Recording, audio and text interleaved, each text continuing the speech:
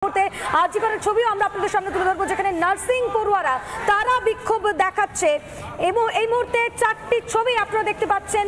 Bankura medical কলেজে প্রতিবাদ চলছে, ঠিক সেরকমই আরজি করে নার্সিং পড়ুয়াদের বিক্ষোভ। অন্যদিকে হাজরায় হাসপাতালে বিক্ষোভ প্রতিবাদ, বর্ধমান মেডিকেল কলেজে কর্মবিরতি পালন করছেন পড়ুয়ারা। আমি সরাসরি একবার আরজি কলেজ হাসপাতালের চিত্রটা জানবো। আমাদের প্রতিনিধি ভাস্কর আমাদের সঙ্গে রয়েছে। ভাস্কর, এই মুহূর্তে কি ছবি, যারা নার্সিং পড়ুয়ারা রয়েছে তারা কি বলছেন, তাদের কি দাবি?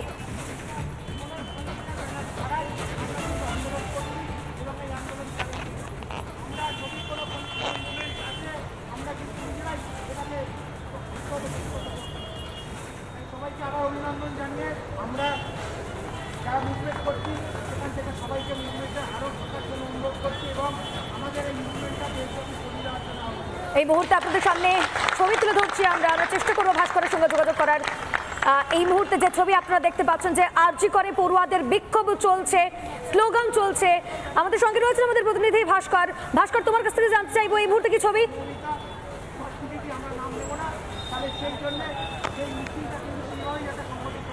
একদমই দেখো, এই মুহূর্তে দাঁড়িয়ে যেমন একদিকে ডাক্তারেরা, নার্সিং স্টাফেরা তারা এখানে কিন্তু সিজ ওয়ার্ক করছেন এবং এই মুহূর্তে জানিয়ে রাখি কমপ্লিট সিজ ওয়ার্কের সিদ্ধান্ত নিয়েছেন আরজি কর মেডিকেল কলেজ এবং হাসপাতালের চিকিৎসক এবং নার্সিং স্টাফেরা।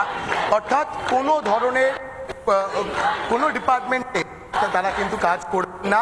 তবে জরুরি বিভাগ, যদি জরুরি ভিত্তিতে কোনো রোগী আসেন সেক্ষেত্রে তাদের চিকিৎসা পরিষেবা কিভাবে দেওয়া হবে সেই গোটা বিষয়টা নিয়ে কলেজ কর্তৃপক্ষ বা হাসপাতাল কর্তৃপক্ষ তারা চিন্তা ভাবনা করছেন। তবে যতক্ষণ না ন্যায় বিচার তারা পাচ্ছেন ততক্ষণ অবধি সম্পূর্ণভাবে সিজ ওয়ার্কের ডাক দেওয়া হয়েছে এখানে চিকিৎসকদের তরফ থেকে।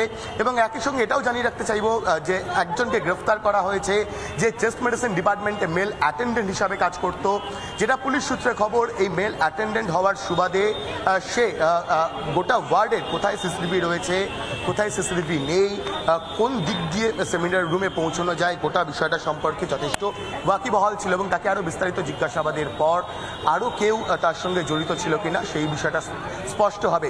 তবে এই মুহূর্তে দাঁড়িয়ে আমার ভিডিও শম্ভু যে ছবিটা দেখাচ্ছে আরজি কর মেডিকেল কলেজ এবং হাসপাতালে এমার্জেন্সি বিভাগের সামনে, এখানে কিন্তু চিকিৎসকেরা, নার্সিং স্টাফেরা তারা এখানে সিজ ওয়ার্ক করেছেন, এখানে অবস্থান করছেন।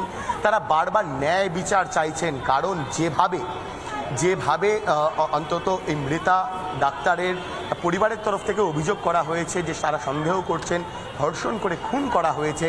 সেক্ষেত্রে দাঁড়িয়ে যারা এই নৃশংস ঘটনা ঘটালেন, যারা এই বর্বরচিত ঘটনা ঘটালেন, তাদের খুব দ্রুততার সঙ্গে গ্রেফতার করতে হবে এবং যে আইনি শাস্তি, সেই আইনি শাস্তির বন্দোবস্ত করতে হবে। এবং এই মুহূর্তে দাঁড়িয়ে ছবিটা দেখো যে আরও একবার জানিয়ে রাখতে চাইব আরজি কর মেডিকেল কলেজ এবং হাসপাতালে যারা চিকিৎসক তারা সিদ্ধান্ত নিয়েছেন তারা কমপ্লিট সিজ ওয়ার্কের পথে হাঁটবেন।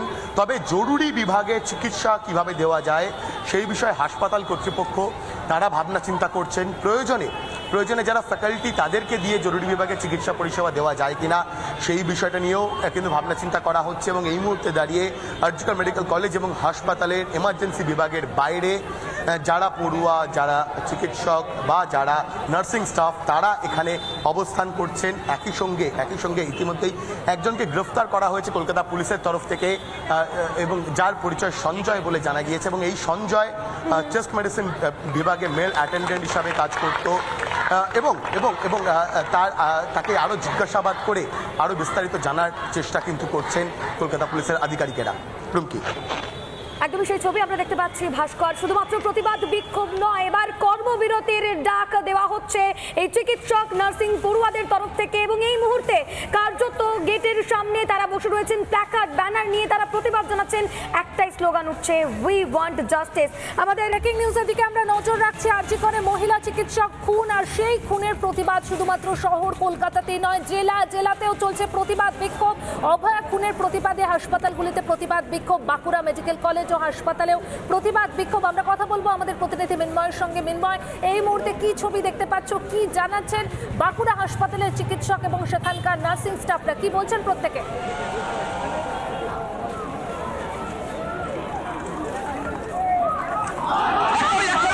ছবিটা আমি সরাসরি তুলে ধরছি, দেখতেই পাচ্ছ যে আর্চিকর চিকিৎসকের মৃত্যুর প্রতিবাদে বাঁকুড়া মেডিকেলের যারা পড়ুয়া আছেন তারা কিন্তু রীতিমতো কিন্তু আর্চিকরের প্রিন্সিপালের যে কুশপুত্তলিকা দাহ করছে বাঁকুড়া মেডিকেলের যে মেডিকেলের সাথে আমি সরাসরি ওদের কাছ থেকে জানার চেষ্টা করবো এবং ওনাদের কাছ থেকে মূলত আজকে বিক্ষোভের কারণ কি আজকে বিক্ষোভের কারণ কি আপনাদের? আজকে আমাদের বিক্ষোভের কারণ হচ্ছে আরজি করে যে মর্মর ও বর্বরচিত ঘটনা হয়েছে তার প্রতিবাদ করার জন্য, অর্থাৎ সহমর্মিতা দেখানোর জন্য আমাদের অবস্থান বিক্ষোভ ততক্ষণ পর্যন্ত চলবে যতক্ষণ না পর্যন্ত দোষীরা গ্রেপ্তার হয় আর তার সাথে যথোপযুক্ত শাস্তি পায়। এই কুশপুত্তলিকা দাহকার করছে, এটা হচ্ছে আরজিগড়ের প্রিন্সিপালের দাহকার করা হচ্ছে। তাদের যে অ্যাডমিনিস্ট্রেটিভ ডিপার্টমেন্ট রয়েছে আজ পর্যন্ত তারা সমস্ত প্রমাণ লোপাট করার চেষ্টা করছে, লুকিয়ে দেওয়ার চেষ্টা করছে। এটা কেন করা হচ্ছে? ডাক্তারদের প্রতি যদি এই ধরনের আচরণ হয় তাহলে সাধারণ মানুষ কি ধরনের পরিষেবা পাবে? আজকে আমাদের নিরাপত্তা কোথায়? আজকে আমরা নিরাপত্তার সন্ধানে এই কর্মবিরতি ততক্ষণে উঠবে যতক্ষণ পর্যন্ত আমাদের এই ভিকটিমের জাস্টিস না পাচ্ছি। কিন্তু ময়নাতদন্ত ওরা সঠিকভাবে এখনো পর্যন্ত করার চেষ্টা করেছে, এর জন্য আমরা খুশি। কিন্তু ময়নাতদন্তের বিচার এবং সঠিক মূল্যায়ন যেন হয় তার দাবিতেই আমাদের এখন জড়িত কিছু বলা যাচ্ছে না। এটা কর্তৃপক্ষই জানে, অ্যাডমিনিস্ট্রেটিভ এন্টি জানে যে কেন সিসিটিভি লুকিয়ে দেওয়া হচ্ছে বা কেন বলা হচ্ছে না যে ওই জায়গায় কারা উপস্থিত ছিল, কারা জড়িত।